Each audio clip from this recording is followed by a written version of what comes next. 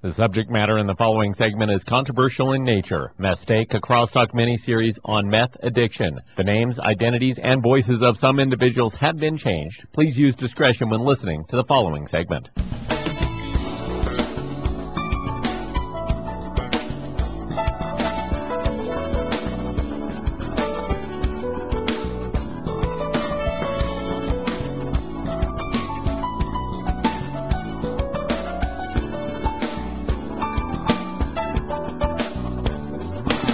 And good morning. Welcome into Methstake, our series on crosstalk about meth. Meth addiction is a serious issue all across America, and we've seen it affect in major ways in the news in Northeast Colorado over the last several months and several years. And we decided to put this series together to show the faces, or since it's radio, hear the voices of meth addiction and recovery. And our guest on this morning's show is Ashley. And Ashley, thank you so much for being willing to be a part of this. I know it's a difficult thing to do. Yes.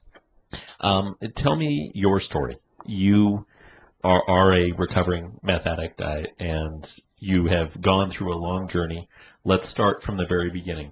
What started it for you?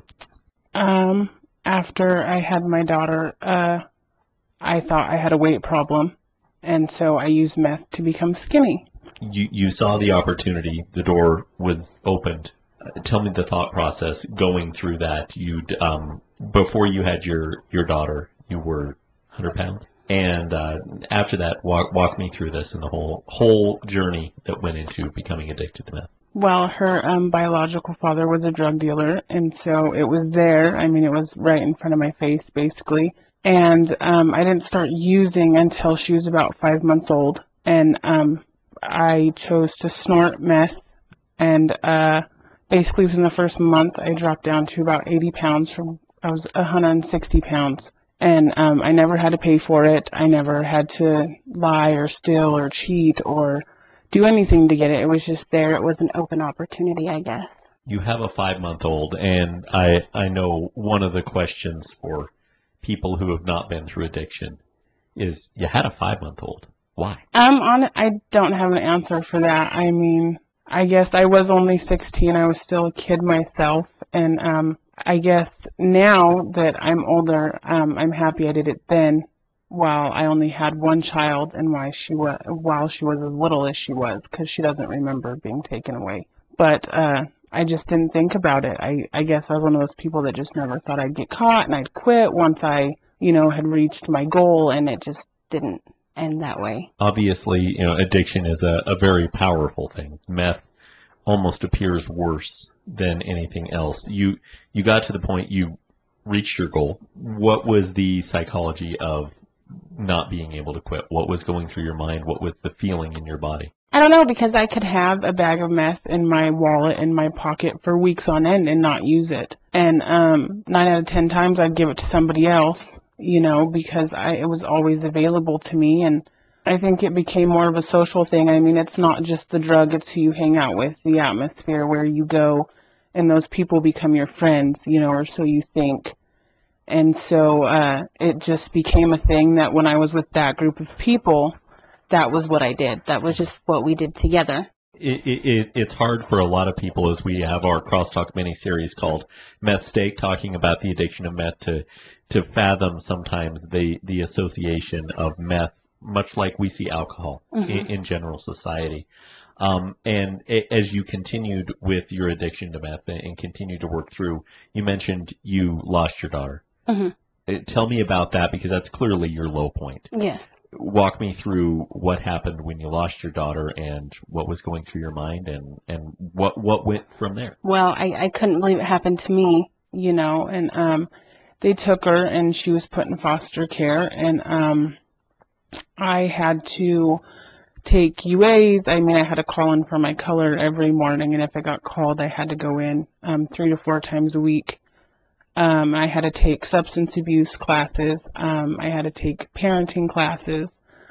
I got an hour 4 times a week, I believe, to see my daughter, and they wanted to make it so it was only twice a week. And I told them that I went from seeing my daughter every day, for the last 10 months of her life to going to 2 days a week. And and you know, they watch you behind the glass window, and it's just it interferes with your whole, it just interrupts everything. It definitely does. Now, when you lost your daughter, a lot of addicts, when they hit rock bottom, do their drug of choice worse than they have ever done before.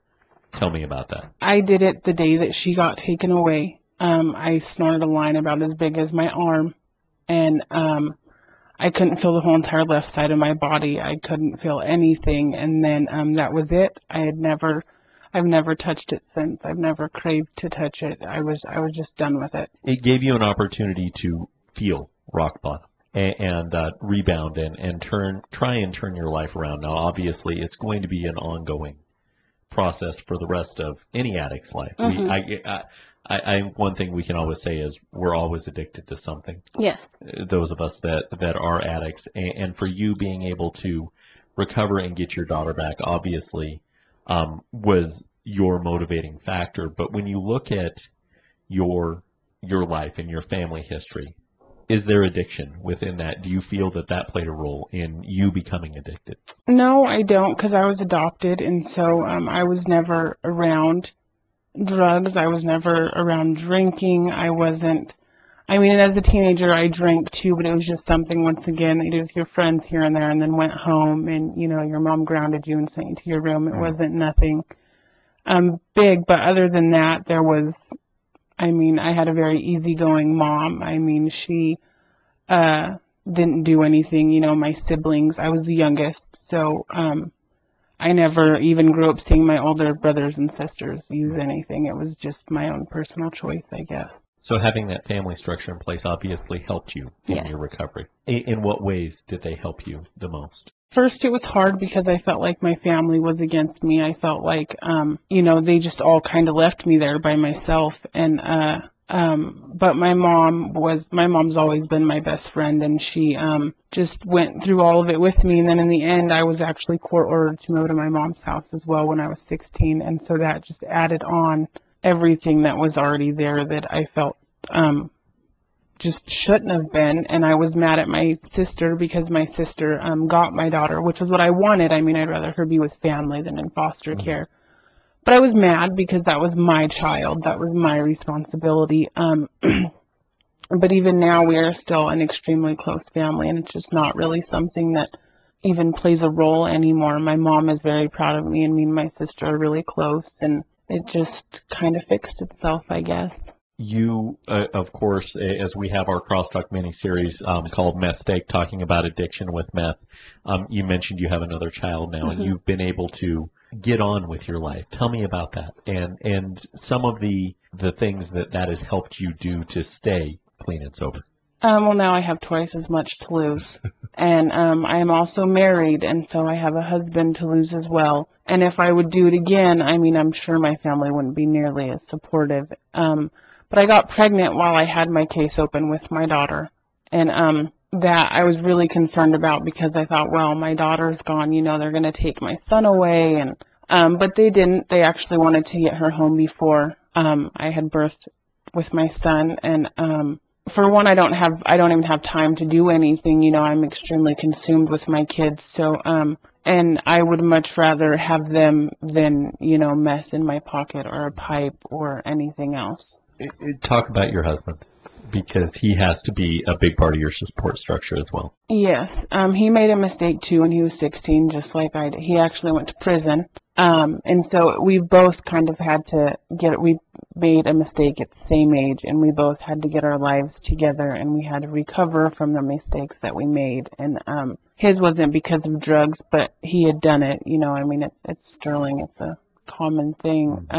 But so we both kind of have had our big life struggle that we learned at a very young age, and we just kind of had to grow from that and together, which was nice. It's nice to have that commonality with your husband. Your family, very understanding. Talk about the perception in the community, because, like you said, it's Sterling. Word gets around. People know what's happening, what has happened with you. Did you feel looked down upon, shunned as you were going through this, do you still maybe feel like you've got a stigma on you? It gets, I mean, especially, well, because in Sterling, I mean, if you get in an argument with almost anybody, you know, the first thing they say is, well, you're that crack of a mom. You're the girl that chose meth over her kids. And it's not that I chose meth over my daughter.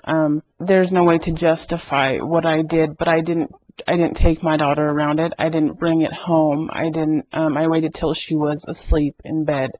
I went out, did my thing, came home, showered, went to sleep, and took care of my daughter. It wasn't that it consumed my whole life, but you do very much so get looked down upon. And I think that if Sterling wasn't as judgmental for the people that haven't done it, maybe it'd be a little easier for the people that are struggling with it to come out and seek more help. We all have to be understanding. Everybody's different, and every story we're going to hear as a part of this is different. When you look at high school kids that are making the same mistake you've made now, there's obviously plenty of reasons for every one of us, whether you have a kid or not to make the mistake. Give us some insight on that. Well, even if you don't have kids, I mean, you're going to hurt your parents, your friends, if not all of your friends do it, your family. I mean, and in the end, yourself. Especially meth, it basically eats you from the inside out. You know, you just deteriorate. I was nothing but skin and bones. You know, and I even have pictures of myself from then, and I think, oh my God, you know, I walked around looking like that. And the sad thing is a lot of people didn't know. I mean, even my best friend, who was with me almost all the time, except for when I was getting high, had not the faintest clue that I was using meth. But it's not something he's used, and once you've used it, you can point it out like somebody who's wearing a black shirt. It's just obvious. It's an extremely obvious thing, as to where people that don't use, honestly, usually don't have the faintest idea that that's what's going on. What can you look for? A best friend that knows something's wrong but doesn't know what. What should they be looking for? My thing was I chewed on my nails, and I'm not a nail biter at all. I was always fidgeting. I was always doing something. I could not sit still. I always had to be on the go, and I obviously lost weight extremely fast.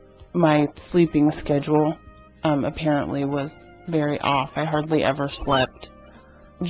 I mean, honestly, you know your kids and you know your family, just anything out of the normal. I wouldn't jump to the conclusion that they're using meth, but I guess rapid weight loss and just fidgeting, and if they randomly start hanging out with a totally different group of friends. I mean, I didn't hang out with any of the people I hung out with until I had started using meth. It's good to hear a success story, because in spite of the stigma that was placed on you at 16, have shown you can be a good mom. Thank you for joining us on Crosstalk.